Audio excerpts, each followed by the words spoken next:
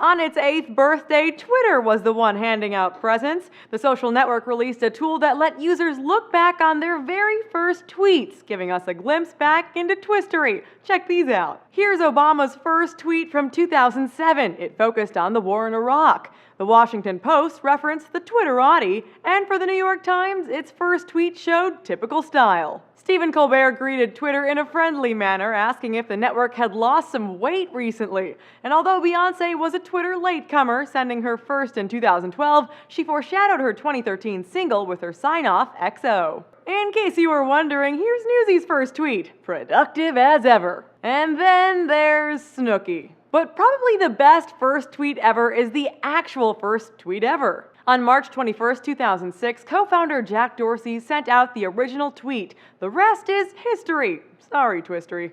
As the social network got more and more complex, users helped create more functions. User Eric Rice is credited with creating retweets with a single tweet in April 2007. Then in August of that year, Chris Messina used the first hashtag, giving rise to a cultural phenomenon that culminated in hashtag homemade, hashtag oatmeal raisin, hashtag show me the cookie. Sweet. Hashtag don't mind if I don't.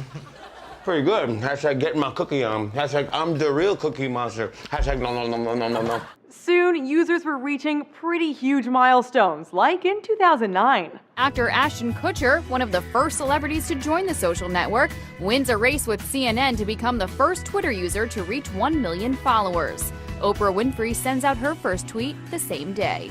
Ironically, the very things that made Twitter into what it is today, the 140 character limits, retweets, hashtags, and all of that, is what is holding it back now. The Wall Street Journal reports Twitter's growth has slowed considerably, and the complicated interface is one reason to blame. New users face such a steep learning curve, they aren't sticking around. The New York Times reported the company's chief executive told investors in February, "We simply need to make Twitter a better Twitter." Here's what they've been up to. A Forbes October cover story reported on how Twitter is linking itself with TV networks to gain new audiences. And Forbes reported again in November the company was looking into demystifying the language and the scaffolding of the service to address the new user concerns. Now, that could mean getting rid of the very functions that users have come to know and love. The hashtags, retweets, and @replies. A Twitter world without hashtags? It seems counterintuitive. But BuzzFeed reported that a Twitter higher-up recently called hashtags and @replies arcane and said they were working to move these functions into the background. A user sent in this photo showing what that could look like according to an Android alpha test. Okay, so maybe it's not the end of the world if hashtags become a thing of the past. Something to bring up on hashtag Throwback Thursdays.